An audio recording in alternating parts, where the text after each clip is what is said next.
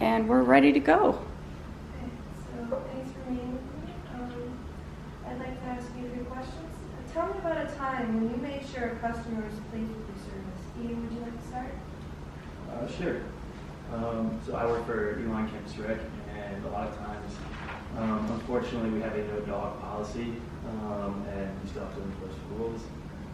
So when parents or fans from different teams come, will sometimes bring their dogs, and we'll have to say, hey, I'm sorry, you really can't have a dog here, it's a liability.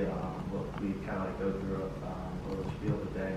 One of the ways we make sure that they're pleased is you kind of meet them halfway, because you can't just fully tell them they'll be extremely dissatisfied if you have to just tell them to leave.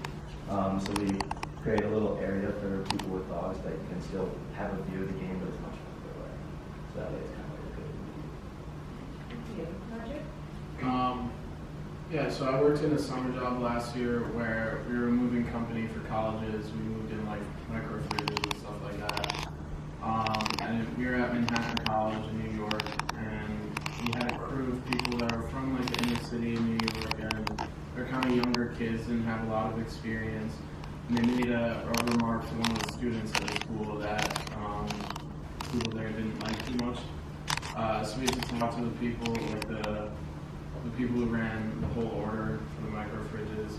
We had to give them some compensation, say that it would never happen again. The person that made the remark was fired, and that we were just sorry that it happened. We made like every possible way to apologize for what happened. Thank you. On board? Last summer, I was a volunteer with the Elon football team with the Kids Camp program, which is a charity program that the Hope Brothers and been in it for kids who have family members with cancer, and we help with maintaining their stress levels and just basically having fun and doing activities with kids that's going through a tragic time like that. So we basically try to comfort them and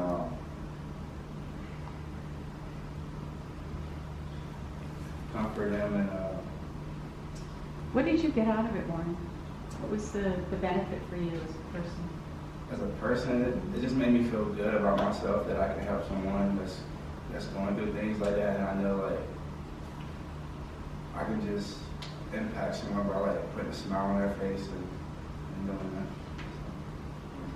Last one, please. So 2 years ago, I worked with a content marketing company, and one of the days we had a pretty big bank come in to meet them in the conference room, and I had pretty specific instructions as an intern.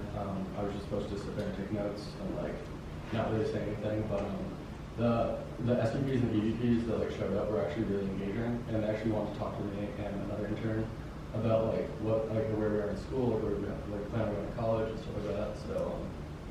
And in the end, I was a little nervous because I actually spoke up and I was like engaging them a little bit, but my supervisors were pretty happy that I was able to like talk to them and like relate to them themselves. Thank you. Do I have to ask any questions? Great. Yeah. Do you have any follow-up questions if they didn't answer the question itself? I think they are all very relevant. Okay. If there's anything. Great. Let's start with Ian on your feedback. How do you feel you were in terms of being relevant to the question, since you didn't know what question was coming, right? Yeah. I think it was so-so. It could have been more relevant, but at the same time, it wasn't completely irrelevant. And he was talking about the time you like please the client with your service, and I kind of like gave a situation where I like half pleased them because already like they weren't going to be satisfied with that. And I think your feedback's right on the mark. You didn't get right to a real business result. You talked about what you did, and then it worked out well, but you didn't get specific about it. So try to think about a way that could make it even more specific to nail that home. But I think actually you did better than you thought. You'll be surprised when you see it on the video. Okay? So just focus on that result for your answer. Roger. I thought I had a great answer that was on the dot. Gave a perfect example to exemplify the question. So. Why do you think it was great? Just give us a little bit more detail is it- about that for learning purposes. I thought it was a situation that I was in that was perfect for the question, so that was kind of lucky, I guess. But I gave like little ideas of what I actually did in the process to make them happy, and then the outcome in the end that they were happy. You answered the question, I think, really well. It's good to have confidence in your answer, so back it up, right? So we might giggle and say, oh, right. If you did well, you say you did well. You don't want to leave an excuse for somebody else to kind of backfill and take your spot for a job that you want.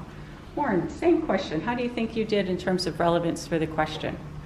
And your situation, your action, and use the volunteer work that you did as your example, I right? thought it was relevant, but it's kind of hard, like, trying to tie football into everything because I never really had a job. So I got to find out, like, who's my customers, which is fans, and I didn't want to, like, use fans, so I tried to use something that's like, better make me look better as a person, which was the volunteer team with a charity program that some great football players created from around this area, so I basically try to tie back to that.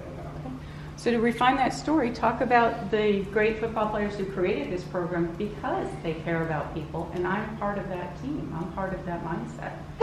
And then God bless you. You don't have a result. You don't know what happened to those kids, 8 years later. Did they go on to college? You don't know what happened to them. But you can talk about your learning and your experience. And all in all, it made me a better person. It's something I would continue to do. And if I were to work at Nike, I would definitely want to be involved in the community outreach programs that you have here. You want to tie it back into something relevant that they're going to be willing to understand. So I think it's really good. Just that one little piece. All right. That's why I asked you that question to bring it out. When you see it on tape, you're going to say, I could answer that whole thing in one fell swoop. Okay. Ben, question for you. How do you think you were in terms of relevance and confidence? I think the situation was relevant, but I could talk about the actions more. I kind of set it up so we were on one side of it was a conference room, we were on one side, like the clients were on the other, but I didn't really stress how engaging they actually were. I mean, I feel like they got where they are in their careers because they didn't really want to ignore anyone in the room. They shook everybody's hand and they asked what your name was, where you were in school, all that stuff. So, I mean, that really made the pressure on me. So, I mean, I feel like I could talk about that more. I would talk about the impression they made on you, that despite your being new to the organization or being, a student intern, that they showed you respect and that taught you something. Everybody's important. Less focus on, I'm an intern, I was supposed to keep my mouth shut. We all know that's what the job is. But in an interview situation, you don't want to say that because that brings up a negative that really doesn't add to the story. The story's about what you learned and these people who cared about you, and in turn, you're going to internalize that and care about others. Right? All right. Awesome job, guys. Yay. All right. Let's get our next group going on.